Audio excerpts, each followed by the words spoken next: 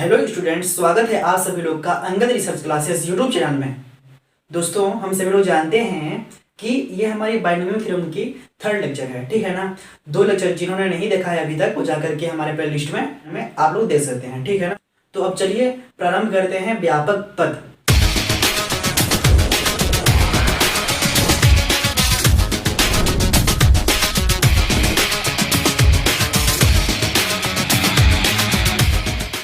जिसको इंग्लिश में general term के नाम से ही जानते हैं, ठीक है ना। व्यापक पद आखिर होता क्या है?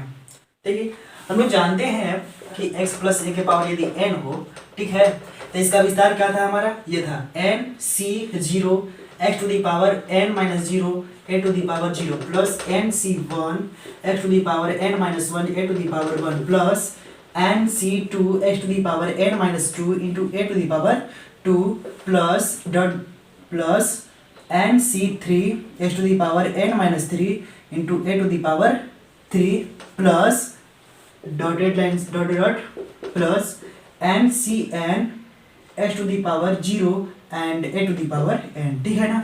हमने जाना था कि x प्लस a के पावर जब n होगा तो इसका विस्तार क्या होगा? ये, ठीक है। तो देखिए, लेकिन इसके प्रसार का व्यापक पद जो होगा वो हमारा व्यापक पद यानी कि जनरल टर्म, व्यापक पद यानी कि जनरल टर्म GENERAL टर्म, इसका फार्मूला क्या है? इसका व्यापक पद क्या होगा? तो इसका व्यापक पद होता है TR plus 1 is equal to NCR x to the power n minus r और a to the power r, ठीक है ना। ये हमारा जनरल टर्म की फार्मूला है, व्यापक पद की सूत्र है। इसकी सहायता से हम कोई भी पद निकाल सकते हैं, ठीक है ना जी। कोई भी पद की, मान लीजिए हम इसका विस्तार किए हैं, हमको चाहिए कि भैया हमको तीसरा पद चाहिए, 1 2 3, तीसरा पद यही ना जी। पहला पद ये है, दूसरा पद ये है, तीसरा पद क्या है? ये वाला है, ठीक है। तो जरा देखते हैं कि क्या वास्तव में इससे तीसरा पद आ जाएगा।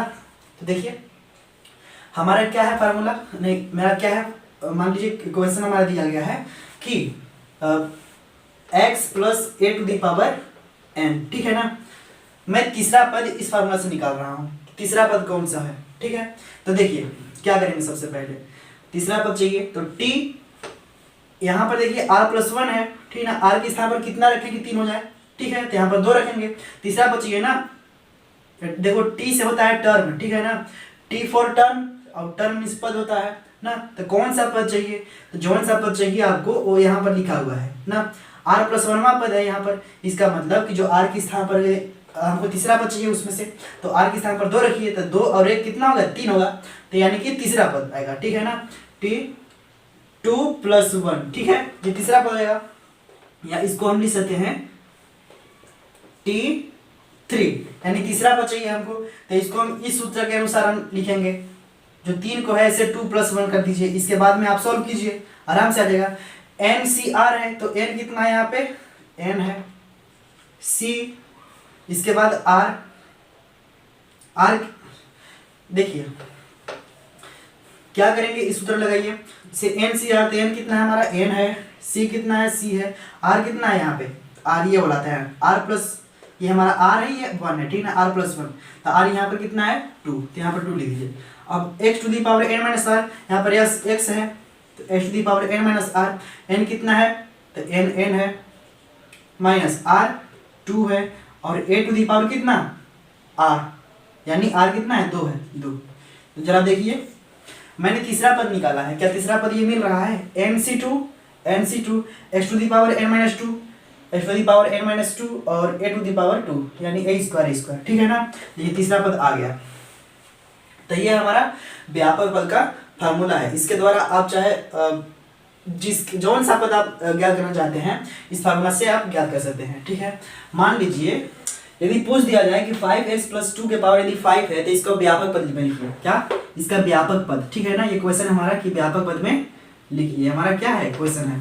तो व्यापक पद का हम सूत्र जान रहे हैं, क्या चीज जान रहे हैं व्यापक पद का, ठीक है ना। यानी TR प्लस 1 इक्वल टू क्या है हमारा जो व्यापक पद सूत्र है ना जी, क्या है?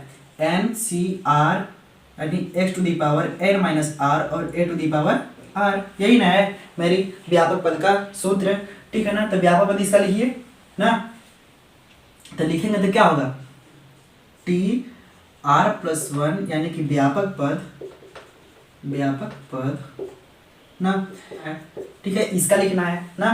तो आप लोग क्या करेंगे, एन सी आर, तो एन कितना है 5 है, तो 5 सी आर, आर ठीक है, आर यहाँ पर आर है इसलिए आर, और एक्स के पावर एन माइनस आर, तो एक्स कितना है मेरा 5x है, तो 5x के पावर कितना एन माइनस आर यानी 5 minus r, 5 minus r, okay. और a to the power r, a कितना है यहाँ पर 2 है, तो 2 के पावर कितना आर, ठीक है। ये हमारी हुई व्यापक पद, इसका निकल गया, इसका व्यापक पद हम निकाल लिए। यदि आपको कह दिया जाए कि आप लोग जान नहीं रहे हैं कि इसमें कितना पद होगा, अगर घात यहाँ पर 5 है तो इसका मतलब कि जब इसको हम तोड़ेंगे इस फार्मूला के अनुसार, तो इसमें 5 प्लस 1 यानी कि 6 पद आएंगे कि नहीं। जब 5 यहाँ पर घात में है तो पद कितना आएंगे, 6 आएंगे, ठीक है। अगर मान लीजिए आपसे कह दिया जाए कि इसका तो व्यापक पद हम लिख तो लिए, लेकिन अगर कह दिया जाए कि इसका हमको चौथा पद क्या होगा, इस क्वेश्चन का चौथा पद क्या होगा, 5 यहाँ पर लिखा है लेकिन 6 पद आएंगे, और 6 पद में से हमको चौथा पद चाहिए कि चौथा पद कौन सा होगा, ठीक है ना। तो देखिए इसी व्यापक जो पद है, इसी जो ए हमारा है ना, इसी पर आप रख दीजिए आर के स्थान पर कितना, हमको क्या चाहिए चौथा पद, यानी कि T4 is equal to T3 plus 1, इस रूप में लिख दीजिए, हो गया ना। चौथा पद चाहिए हमको r प्लस 1 के रूप में लिखना है, इज इक्वल टू, आप लोग क्या करेंगे सॉल्व कीजिए, इसमें जहां जहां r है, क्योंकि r के स्थान पर 3 रखना है, जहां जहां r है वहां 3 रख दीजिए, ठीक है। देखिए क्या मिल जाएगा, 5c3, यहाँ पर r के स्थान पर 3 है ना जी, चलो 5x 5 माइनस 3 और 2 टू द पावर 3, हो गया ना, 3 रख दिया r के स्थान पर। इसको सॉल्व कर लीजिए, कितना आएगा 5c3 5x to the power कितना 2 और 2 द पावर 3, ठीक है। इसको सॉल्व कर लीजिए, कितना आएगा, हमारा चौथा पद ये वाला होगा, इसलिए मेरा चौथा पद हमारा आया कि 5c3 5x to the power 2 और 2 द पावर 3। आप इसको और सोल्व कर सकते हैं ना, सोल्व कर सकते हैं, 5c3 है तो इसको कैसे सोल्व करेंगे मैंने बताया है आपको, ठीक है। इसको आगे आप सिंप्लीफाई कर सकते हैं, ठीक है। हमारा T4 चौथा पद हमारा ये आएगा। अगर विश्वास नहीं हो रहा है तो इसको आप इस सूत्र के अनुसार तोड़ कर देख लीजिए ना, इसका 6 पद आएंगे, इसके बाद चौथा पद में रहेगा, आपको ये मिल जाएगा, ठीक है ना। चलिए इतना पहले स्क्रीनशॉट लीजिए, आगे बताते हैं दोस्तों। अब समझते हैं मिडल टर्म के विषय में, ठीक है ना, MIDDLE मिडल टर्म, ठीक है ना, यानी कि मध्य पद बाइनोमियल थ्योरम के मध्य पद। अगर हम सवाल दिया गया है तो उसका मध्य पद क्या होगा, मान लीजिए आप लोग बताइए, जैसे कि यहाँ पर 8 आदमी खड़ा है, तो 1 2 3 4 5 6 7 8, और यहाँ पर 7 आदमी खड़े हैं, 1 2 3 4 5 6 7, ठीक है ना। इसमें 8 आदमी खड़े हैं और एक तो इसमें 7 आदमी खड़े हैं, ठीक है ना, एक क्रम से इन लोग खड़े हैं। अगर कह दिया जाए कि भैया इसमें से जो 8 आदमी खड़ा है, इसमें बीच में कौन कौन आएंगे बीच में, तो देखिए 1 2 3 तो इधर छोड़ो और 3 तो इधर छोड़ो, ठीक है। तो देखो बीच में कौन आ रहा है 4 और 5, ठीक है। तो इसका इसमें पदों की संख्या क्या है, सम आ रहा है, 1 2 3 4 5 6 7 8, 8 आदमी है, यानी पद कितने हैं 8 है, यानी कि सम है, ठीक है ना। जब सम रहेगा तो 2 ठे मध्य पद आएगा, लेकिन इसमें देखिए 3 इधर चलिए 3 इधर चलिए, तो बीच में कहाँ आया, केवल 4 बचा, यानी कि विषम जब पद रहेगा तो इसमें सिर्फ एक मध्य पद रहेगा, ठीक है ना। अगर विषम रहे, पदों की संख्या अगर विषम हो तो इसमें एक मध्य पद होगा, अगर पदों की संख्या सम हो तो इसमें 2 मध्य पद होगा, ठीक है ना। तो एक शर्त है, अगर मान लीजिए सम है हमारा, क्या है सम है, पद सम पद है हमारा, पदों की संख्या क्या है सम है, तो जो मध्य पद होगा मेरा मध्य पद, वो हमेशा n/2 वां पद n/2वां पद तथा n/2 प्लस 1वां पद होगा, ठीक है ना। यानी कि n/2वां पद और n/2 प्लस 1वां पद, जो ये लोग क्या होंगे, ये हमारा मध्य पद होंगे।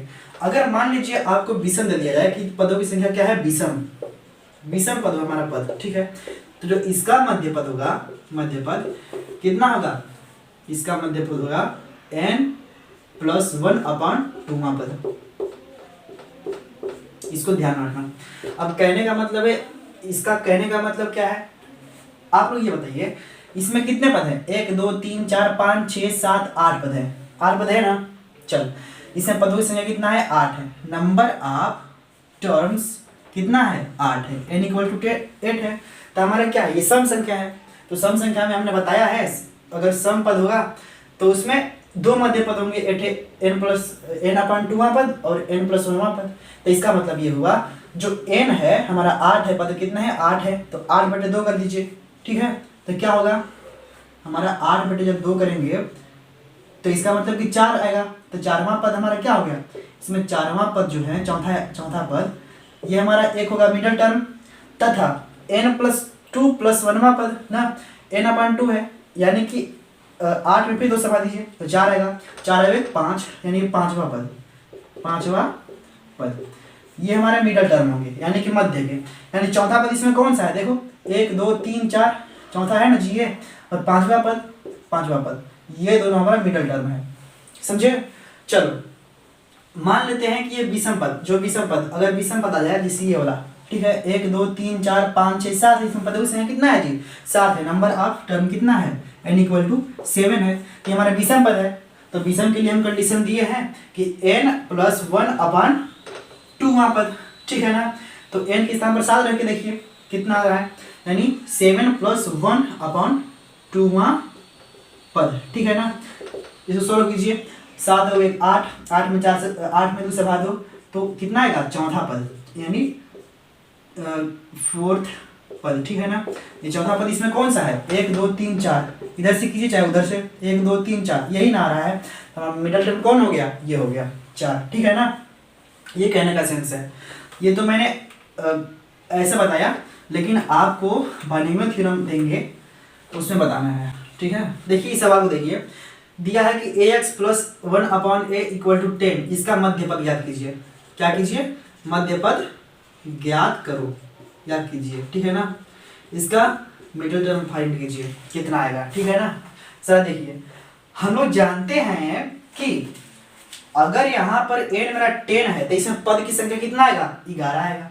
अगर 10 है तो इसमें पदों की संख्या कितना आएगा? नंबर ऑफ टर्म 11 आएगा। आएगा कि नहीं? आपको पता है ना। तो अगर a+b के घाते अगर 2 है तब इसका प्रसार हम करेंगे तो इसमें कितने पद आएंगे? 3 पद आएंगे। a² + b² + 2ab, ठीक है ना। 1 2 3 पद आएंगे, ठीक है ना। अगर यहाँ पर 2 है तो यहाँ पर 3 पद आएंगे।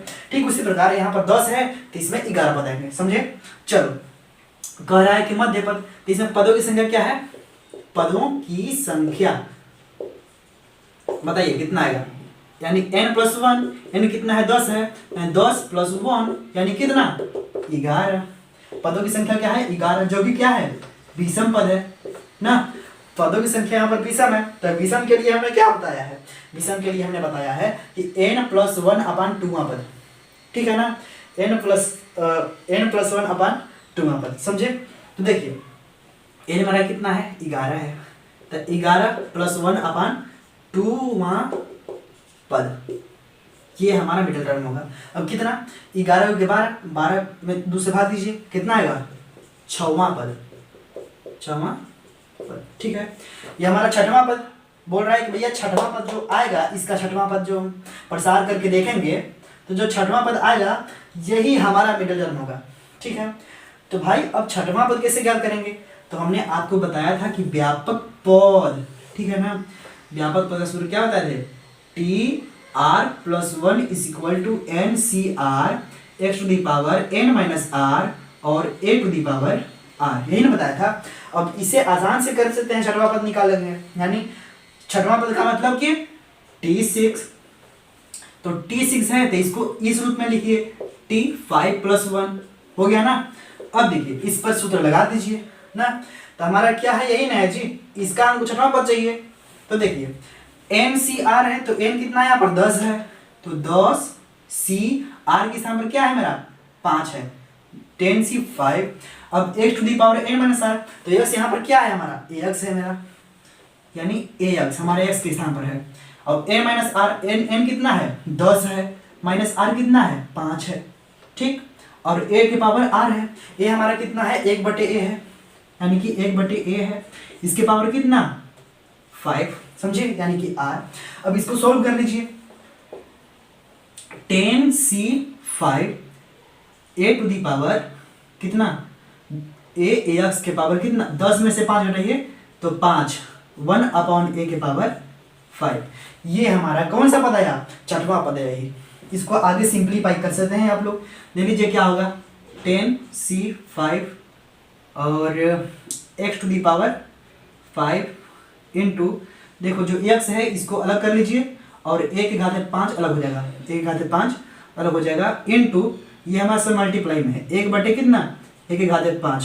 अब 1 के घाते 5 से 1 के घाते 5 कैंसिल हो गया, तो क्या मेरा बचा ये वाला छठवां पद 10c5 x के घाते 5, ठीक है ना। ये हमारा कौन सा पद आया, हमारा छठवां पद, समझे।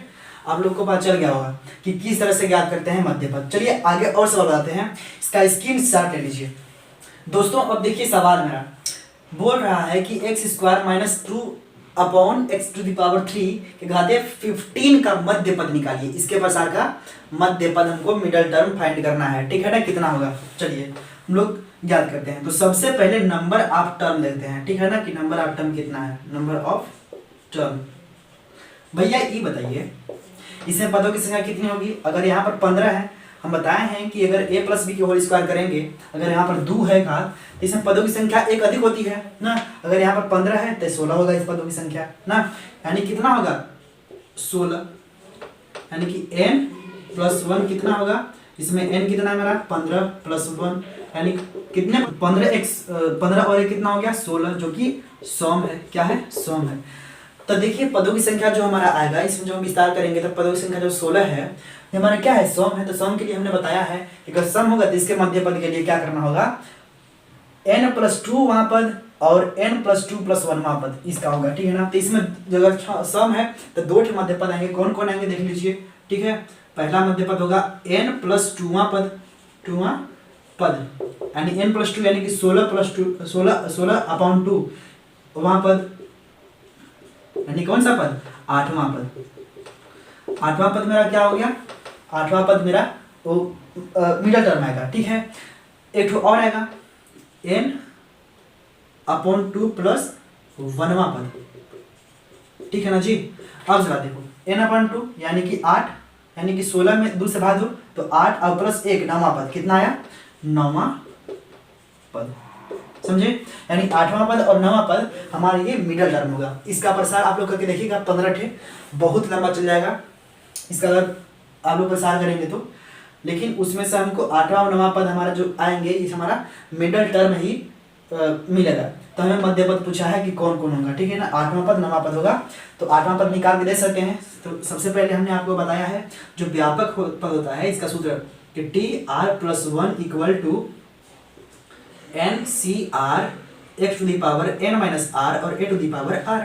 तो इसी प्रकार करके आप निकाल सकते हैं। हमको कौन सा पद चाहिए, 8वां पद चाहिए, यानी t8 हमको चाहिए, तो इसको लिख दीजिए t7 + 1 okay is equal to, यहाँ पर NCR है, n मतलब 15 है, यहाँ पर क्या है n 15, CR कितना है हमारा यहाँ पर 7 है, क्या है वो 7 है, और x⁻n - r तो x मेरा क्या है x² है, x के यहाँ पर x², ठीक है ना x², इसके पावर कितना n - r यानी n कितना है 15 - r यानी कि 15 में से 7 हटा यानी 15 - 7 और a⁻r a के यहाँ पर कितना है -2/x⁻3 ये पूरा के कितना r घात में r यानी 7, ठीक है। ये हमारा 7वां पद आया, नहीं सॉरी 8वां पद आया, ठीक है ना, यानी t8। इसको आगे सिंप्लीफाई कर दीजिए, चूंकि देखिए यहाँ पर माइनस जो है इसके पूरे के घात में यहाँ पर विषम संख्या है, विषम संख्या, तो माइनस बाहर निकल जाएगा मेरा, तो -15c7x² के पावर कितना 15 में से 7 घटाओ 8 बचेगा का 8 2/x⁻3 पावर कितना 7। ये हमारा 8वां पद आएगा। आप एक काम कर सकते हैं, जो हमारा एक्स स्क्वायर है, ठीक है, 8 का 2 में गुणा करवा दीजिए, 8 में 16 हो गया, ठीक है। और ये कितना हो जाएगा, 2 के घात में 7 बटे इसके घात में 7। एक काम कर दिए, इसको और इसको आप लोग एक्स जो एक्स एक्स है ना, इसको एक स्थान पर रख सकते हैं आप, चाहे तो ऐसे भी छोड़ जाते हैं, ठीक है। आगे कर लीजिए सिंप्लीफाई, जो एक्स एस है इसको एक स्थान पर रख दीजिएगा ना, यानी कि हमारा कौन सा पद आया, ये हमारा 8वां पद। अगर 9वां पद का दें तो हमारा T9, इसको लीजिए T8 + 1 लिख सकते हैं आप लोग। इसका जब हम फार्मूला में रखेंगे तो क्या होगा, कुछ नहीं करना है, जहाँ जहाँ आर है उसके स्थान पर क्या रख दो, उसके स्थान पर हमारा 7 रख दो, ठीक है। तो देखिए क्या हो गया, इसका होगा यानी 15C आर के स्थान पर मेरा 8 है into x square to the power 15 - 8 into -2 upon x to the power 3 के पावर कितना होगा, 8 होगा, ठीक है ना। ये हमारा कौन सा पद होगा, 9वां पद। ये माइनस है, चूंकि यहाँ पे देखिए सम संख्या है, इसलिए अगर मान लीजिए -2 लिखा है, इसके खाते मान लीजिए 8 है, तो इसका मतलब ये हुआ कि -2 का हम कई बार गुणा करेंगे, 8 बार। अगर सम संख्या होगा, मान लीजिए यहाँ पर 2 लिखा है, ये भी सम संख्या है ऊपर घात में, तो -2 गुणे -2, इसका मतलब यही ना होगा जी, 2 बार गुणा, तो माइनस से गुणा क्या हो गया, प्लस, तो दूना 4, +4 है। तो वही प्रकार से है कि यहाँ घात में अगर सम है तो जो माइनस है ये प्लस में हो गया, तो हमारा टोटल कितना बचा, 15C8 x to the power x square के पावर कितना, 7 बचाना चाहिए, हाँ। अभी हमारा क्या बचा, 2x³ अपॉन 8। ये हमारे कौन सा पद है, ये हमारा 9वां पद। आप लोग इसको x को एक स्थान पर रख सकते हैं, ठीक है ना, एक स्थान पर कर लीजिएगा। चलिए इतना नोट कीजिए, इसके बाद आगे समझाते हैं। देखिए इस सवाल को, ठीक है ना, इसका भी हमको क्या निकालना है, मध्य पद। चलिए दिखाते हैं, एक और क्वेश्चन कर लेते हैं। सबसे पहले क्या करेंगे, इसमें पदों की संख्या क्या है, n+1 यानी कि 15 + 1 यानी कि कितना होगा, 16। ये भी हमारा क्या है, सम पद है, पदों की संख्या क्या है, सम है। तो सम के लिए क्या होगा, यानी कि पहला कौन सा मध्य पद होगा, इसका मध्य पद होगा n/2वां पद, यानी कि 16/2 यानी कि 8वां पद, हमारा 8वां पद। और एक और होगा मध्य पद, क्योंकि अगर सम हो तो इसमें 2 मध्य पद आते हैं, 16/2 + 1वां पद, पद यानी कि 16 में 2 से भाग दो 8, 8 में 1 जोड़ो 9वां पद, ठीक है ना, 9वां पद। ये हमारा 2 हो गया, 8वां पद, 1 9वां पद, इतना पद चल गया। अब एक काम कीजिए, 8वां पद निकाल लीजिए और 9वां पद निकाल लीजिए। सबसे पहले हम व्यापक पद का सूत्र लगा लो, व्यापक पद। इसका व्यापक पद कितना लिखोगे, अगर इसका व्यापक पद लिखना है तो आप लोग करोगे क्या, इसका लिखोगे TR+1 = सिर्फ अगर इसका लिखना है तो 15CR, यहाँ पर R है, इंटू ए कितना है हमारा, x/2 के पावर कितना, R, sorry n - r, n कितना है 15 - r, और इंटू 2 के पावर कितना, ये वाला R, समझिए। ये हमारा व्यापक पद लिखे हैं, सिर्फ व्यापक पद लिखे हैं, किसका, मैंने इसका लिखा है। अब हमको क्या चाहिए कि 8वां पद क्या होगा, यानी T8 यानी कि T7 + 1 ऐसे लिख सकते हैं। तो जहाँ जहाँ R है वहाँ 7 रख दीजिए, क्या कुछ नहीं करना है। मान लीजिए क्या है, 15C R के स्थान पर 7 रख दीजिए, x/2 के पावर कितना, 15 में से 7 घटाइए, यहाँ पर 7 रखिए, तो 15 में से 7 घटाएंगे तो कितना होगा, 15 7 और 2 के पावर कितना रखना है, यहाँ पर R के स्थान पर 7 रखना है, ठीक है ना। आगे बढ़ जाइए तनी थोड़ा सा, 15C7 x/2 के पावर कितना, 8 हो गया, 15 में से 7 घटाइए, 8 हो गया, और 2 के घाते 7, समझे। ये हमारा कौन सा पद आ गया, आगे सिंप्लीफाई कर सकते हैं, आप लोग हल कर लेंगे, ठीक है, आराम से। हमारे 8वां पद है। इसके बाद आप लोग को हम बताए हैं कैसे तोड़ेंगे इसको ना, बताए हैं। 8वां पद हो गया। अगर 9वां पद चाहिए हमको, तो 9वां पद क्या हो गया, T9 = T8 + 1। इसको हम कैसे करेंगे, इसी में रख दीजिए, जहाँ जहाँ R है वहाँ 8 रख दीजिए, तो कितना होगा, इसमें होगा 15C8 इंटू x/2 की पावर कितना, 15 में से 8 घटा दो और 2 के घाते कितना, 8। चलो अब इसको सॉल्व करो। 15c8x/2 दी पावर कितना, 15 में 4 हटा भाई 7 बचेगा, 2 के घात में 8। अब ये बतावा तुम लोग ये हम के हल नहीं करे पड़वा आगे, इसको तोड़ के देख लेना। आप लोग को बतेबा किया है कि इस तरह के सवाल कैसे हल करेंगे, और आगे हल कर ही लेंगे आप लोग, ठीक है। अपने से प्रैक्टिस करो। अगर यहाँ तक भी छोड़ देते हो ना तो कोई गलती नहीं है, कोई गलत नहीं है, यहीं तक भी छोड़ सकते हो, नहीं तो आगे भी हल भी कर सकते हो। कर लेना आगे हल, ठीक। इसको नोट करो। Dear students let's start. देखिए आगे बढ़िए। मैंने आपके लिए 2 क्वेश्चन लिखा है यहाँ पर, ठीक है। आप लोग के लिए होमवर्क है। क्या है होमवर्क, अपने से प्रैक्टिस कीजिएगा, मध्य पद निकालना है, कुछ बड़ा काम नहीं करना है। ये हमारा लिखा हुआ है x² प्लस 3 के घात में कितना है 10 है, इसमें 2x - 3y के घात में कितना है 5 है। इसका मध्य पद आप लोग निकाल लीजिएगा, ठीक है ना। कमेंट करके बताइएगा कि आंसर कितना आ रहा है इन लोग का, समझे। तो दोस्तों इसी सवाल के साथ मैं आज की क्लास स्टॉप करता हूँ, ठीक है ना। आप लोग जितना भी हो सके अपने दोस्तों को बताइए Angad research classes YouTube channel के विषय में, और अपने दोस्तों को लिंक शेयर कीजिए, सेंड कीजिए, ठीक है ना। और सब्सक्राइब कीजिए चैनल को। मिलते हैं अगले लेक्चर में। Thank you.